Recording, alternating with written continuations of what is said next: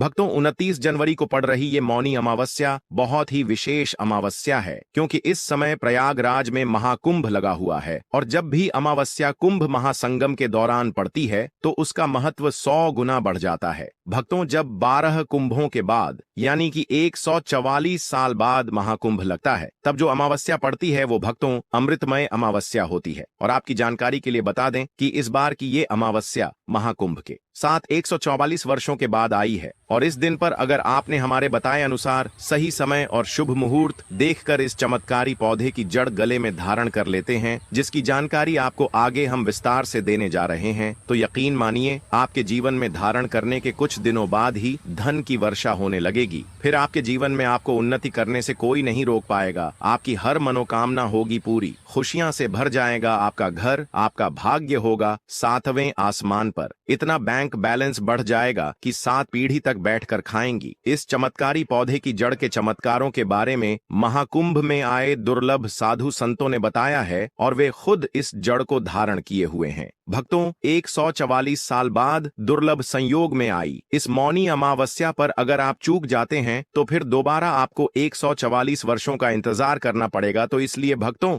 आपसे हमारी विनती, गुजारिश, सलाह सब है कि ये वीडियो अगर आप छोड़ देते हैं तो माफ करना, आप बहुत बड़ा अवसर गवा देंगे। हमारा काम है सलाह देने का, हम तो केवल सलाह ही दे सकते हैं। आगे आपकी मर्जी, वो ऊपर वाला सबको किसी न किसी रूप में अवसर देता है। धनवान बनने का क्या पता, ये आपके लिए भी सुनहरा मौका हो। भक्तों, शास्त्रों ने बताया है कि इस पौधे की जड़ में जो है ब्रह्मा, विष्णु, महेश तीनों देवों का वास होता है। पूरा का पूरा ब्राह्मण इस खास पौधे की जड़ में समाया माना जाता है। तो इसलिए कह रहे हैं भक्तों, इस खास पौधे की जड़ को अगर आप इस दुर्लभ मौनी अमावस्या के दिन लाकर पहन लेते हैं तो इसी से आपका बेड़ा पार हो जाएगा। तीनों देव ब्रह्मा, विष्णु, महेश का आशीर्वाद आपको मिल जाएगा। फिर आपको धनवान बनने से स्वयं विधाता भी नहीं रोक पाएंगे और आप हमें जिंदगी भर याद करोगे कि हाँ, वास्तव में गुरुजी ने कोई उपाय बताया था। देखो भक्तों, आपके जीवन से जुड़ी चाहे कैसी भी समस्या हो, चाहे वो रुपयों पैसों की दिक्कत हो, घर परिवार से संबंधित हो, नौकरी व्यापार से संबंधित हो, फिर चाहे वो हो स्वास्थ्य से संबंधित, सारी की सारी समस्याएं देखते ही देखते समाप्त होते ही चली जाएंगी। कैसे इसको धारण करना है, कहां से लाना है, कैसे इसको आसानी से प्राप्त करें, सही पौधे की पहचान कैसे करें और एक विशेष बात,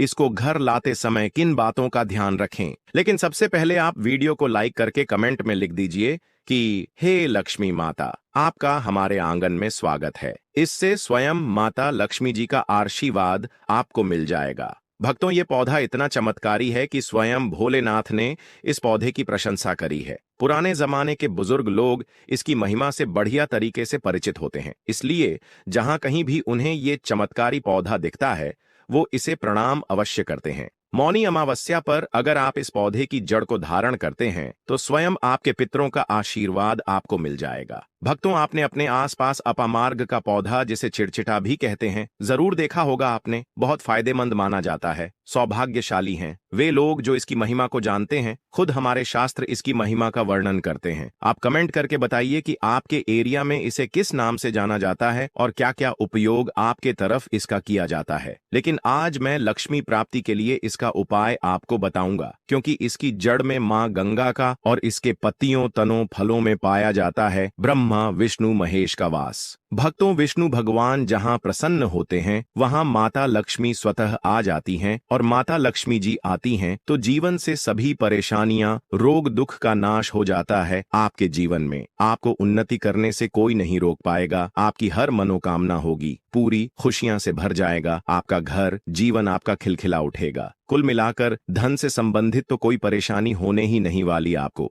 भक्तों, आप इस वीडियो को अंत तक जरूर देखिए, क्योंकि हम आपको हर चीज बारीकी से बताएंगे। प्रिय भक्तों, चिड़चिटा के पौधे की बात करें तो इसे अपामार्ग भी कहा जाता है। इस पौधे के माध्यम से पेट की लटकती चर्बी, सड़े हुए दांत, गठिया, अस्थमा, बवासीर, मोटापा, गंजापन, किडनी, इन सभी जैसी 20 से अधिक रोगों का नाश हो जाता है। इसीलिए आप समझ सकते हैं कि यह वरदान के समान है। आपके एरिया में देखते होंगे बूढ़े बुजुर्ग जो हैं वह बताते होंगे कि इसका इस्तेमाल कैसे किया जाता है। इस पौधे से दातुन किया जाता है, खास रिवाज है। पौधे के बारे में आपको बताएंगे, इसके तने के बारे में बताएंगे, पत्तियों के बारे में बताएंगे, बीज के बारे में बताएंगे, फूल और जड़ के बारे में बताएंगे। हर एक इसका जो पार्ट है वह बहुत ही महत्वपूर्ण है, इसीलिए इस पौधे के बारे में जानना बहुत जरूरी है। थोड़ा सा अगर आप इसे जानते होंगे तो पहचान लीजिए। वीडियो में जो दिख रहा है वह यही पौधा है। आमतौर पर आपके आसपास इसे देखा जाता होगा। इसे चिड़चिटा कहा जाता है, कहीं कहीं पर आंधी झाड़ा भी कहा जाता है। अपामार्ग की ऊंचाई जो होती है लगभग 60 से 120 सेंटीमीटर होती है। आमतौर पर यह लाल और सफेद दो प्रकार के अपामार्ग होते हैं। दोनों ही प्रकार का फायदेमंद है, लेकिन श्वेत जो होता है, उजला जो अपामार्ग है, वो बहुत ज्यादा फायदेमंद होता है। इसी का उपयोग आज हम आपको बताएंगे लक्ष्मी प्राप्ति के लिए तांत्रिक उपयोग में। लेकिन क्या क्या इसका इस्तेमाल करना है,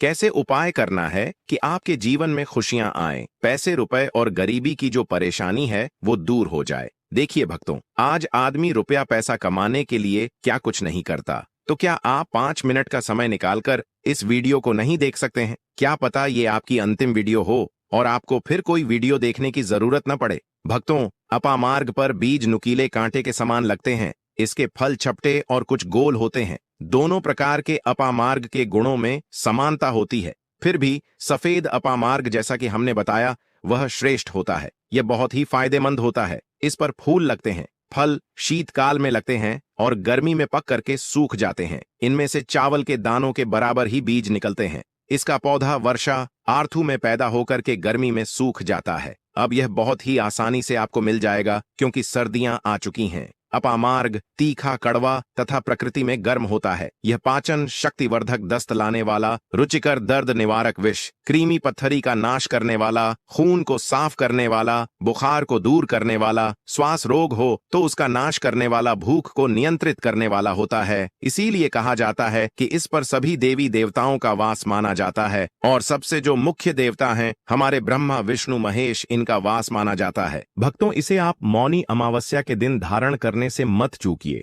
इससे आपको अपने पितरों का आशीर्वाद प्राप्त हो जाएगा, क्योंकि इस दिन पितृ जो हैं वो जागृत अवस्था में होते हैं। फिर आपके वारे न्यारे हो जाएंगे। दिन दूना रात चौगुनी आप अपने नौकरी कारोबार में उन्नति करने लगेंगे। चलिए थोड़ा सा इसको आयुर्वेद के रूप में पहले जान लेते हैं भक्तों की इसके क्या क्या फायदे हैं। एक चीज और बता दें भक्तों, आपके इस उपाय करने से हमारा तो कोई निजी लाभ है नहीं। बस आपका ये उपाय सफल हो जाए तो हमारा उद्देश्य पूरा हो जाएगा कि हम किसी की मदद कर पाए। अगर आप हमारे आयुर्वेद शास्त्र पढ़ेंगे उसमें मिलेगा आपको यह, और हम यह जानकारी कोई भी आपको अपनी तरफ से नहीं दे रहे हैं भक्तों, ये शास्त्रों में वर्णित जानकारी दे रहे हैं भक्तों। अब बात करते हैं कि आपके जीवन में अगर परेशानियां हैं, धन की दिक्कत है तो वह कैसे दूर होगी। लेकिन सबसे पहले बीमारियों को दूर करने के बारे में जान लीजिए। और हम सत्य कहते हैं कि इसमें से कोई ना कोई उपयोग आपके आसपास के लोग भी जानते होंगे, आपके एरिया में भी किया जाता होगा। आपके जो बूढ़े बुजुर्ग होंगे वह जानते होंगे इस पौधे का उपयोग कैसे किया जाता है। और तो और हम आपको शुरू से ही बता रहे हैं कि इस पर सभी देवताओं का निवास होता है। अगर शनि की साढ़े साथी से परेशान है तो भी वो दूर हो जाता है। भक्तों, आप जानते होंगे कि शनि की साढ़े साथी जिस पर हो जाती है उसके जीवन में कभी सफलता नहीं आती है। उसको बहुत दिक्कतों का सामना करना पड़ता है, मुश्किलों का सामना करना पड़ता है। तो यह शनि की साढ़े साथी को भी मिटा देता है, क्योंकि इस पर ब्रह्मा विष्णु महेश का वास पाया जाता है। इसीलिए ये बहुत ही शक्तिशाली पौधा है। कहा जाता है कि समुद्र मंथन के बाद जब देवता और दानवों में युद्ध चल रहा था, उस समय पर जो अमृत की कुछ बूंदे धरती पर गिरी, वो बूंदे इसी पौधे पर गिरी। इसीलिए ये अमृत के समान फायदेमंद है। अब बात करते हैं हम आपके लिए कि इसका कौन सा वो तांत्रिक प्रयोग है जो मौनी अमावस्या के दिन आपके जीवन को बदल करके रख देगा। तो क्या करना है, आपको अपामार्ग लाना है। सबसे पहले तो अपामार्ग को जड़ से पूरा उखाड़ लेना है। ध्यान रखिए क्या करना है, अपामार्ग को जड़ से पूरा उखाड़ना है। इसके बाद इसको सुखा देना है। जी हाँ दोस्तों,